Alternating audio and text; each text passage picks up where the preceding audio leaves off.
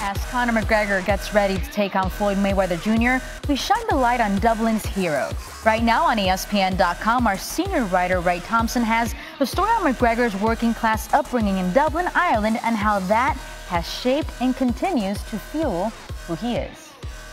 And Wright Thompson is with us this morning on SportsCenter. Wright, one of the subset artists that you mentioned tangentially in this piece when you sort of talk about the training of Conor McGregor and how this gym of his came together in just a week's time and how his coach wanted this mural to inspire him, a mural that we've seen and that we've aired on SportsCenter of Conor landing a punch on Floyd Mayweather. Now, one of the artists says of Conor, he's running off this raw food chain, evolution, strongest survive energy. He's cold. That's what he's like. He was open, a gentleman, but he's cold at the base of it. Close that quote. I'm just curious, now that you've spent time with Conor McGregor himself, how would you describe McGregor?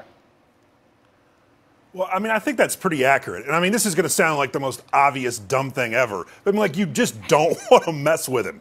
You know what I mean? Like, you know, like there's some people who are big, but like you never get the sense that Michael Strahan's going to kill you if he doesn't like something. Or, you know, even like talking to military guys for stories, you know that like a Navy SEAL could kill you with a fork, but you get the sense that he's not gonna.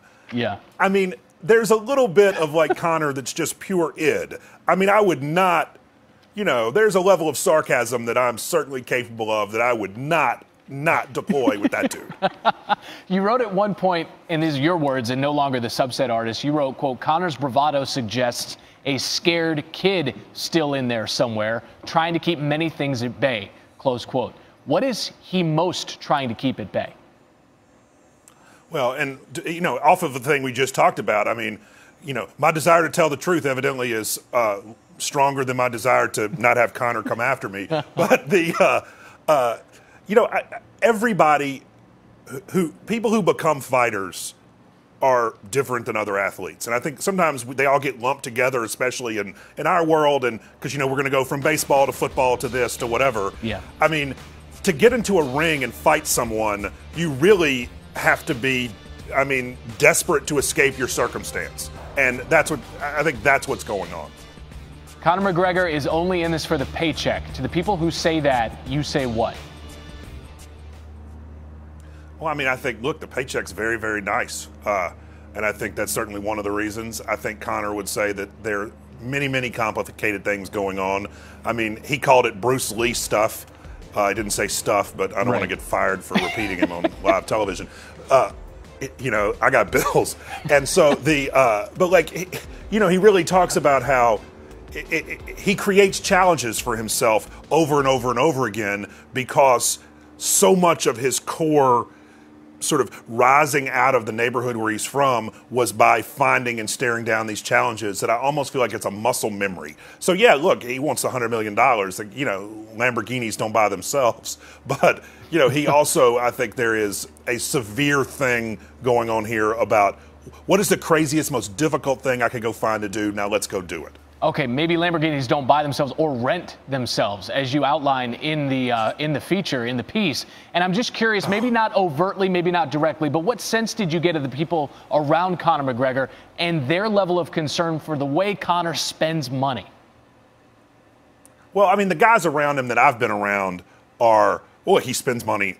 I mean, he spends a lot of money, but he also makes a lot of money, as boxers do. The guys around him are mostly martial artists. It's actually like the scariest group of guys ever. I mean, my favorite detail is, I mean, the guy calls himself the cook, but really he's a nutritionist and chef. This guy named George Lockhart. So the guy making Conor's food is a former recon Marine who was like kicking in doors in Fallujah. Like, that's the guy making lunch. I mean, these guys, this is a group of guys, don't say ex-Marine because they get really upset. Nobody's He is a Marine even though he is retired. Yep. Yeah, exactly. But like, I mean, these are like, this is not a group of guys you want to like start a street fight with. So you come in there, and how long did it take you to realize, all right, I need to check some of this sarcasm, some of this snark, some of what makes me Wright Thompson. I got to check some of this at the gym door. Dude, I mean, the first time I saw a YouTube video, I mean, like, I'm not trying to, you know, I mean, come on. You know, but like, jokes aside, though, like, I mean, there is the public bravado, but he was lovely.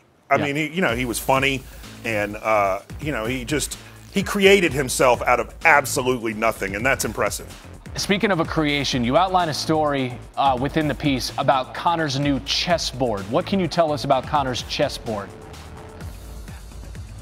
So it was commissioned, and an artist made it out of old plumbing supplies. And, you know, Conor used to be an apprentice plumber. And he was on a job site, and it was pouring rain, and it was lunch, and he's in a parking lot, and he had that moment that, like, you know, basically Conor's life is like a Bruce Springsteen song. You know, and he had that moment, like, if I don't get out of here right now, this is it. I'm going to be 50 years old. I'm going to be like Ben Affleck on Good Will Hunting. You know what I mean? Like, if I don't leave right now, I'm going to be doing this for the rest of my life. So when you see him in the ring or in the cage, this is way better than being a plumber. It's Wright Thompson. You should just go read it based on that alone. But it's on Conor McGregor. And yeah, it's like a Springsteen. If Springsteen crossed with U2 with a little bit of the river thrown in, like, there's just so much to unpack within this piece. It's on ESPN.com right now. And it's about Conor McGregor and perhaps why he's fighting more than Floyd Mayweather. Wright, we appreciate it as always. Thank you.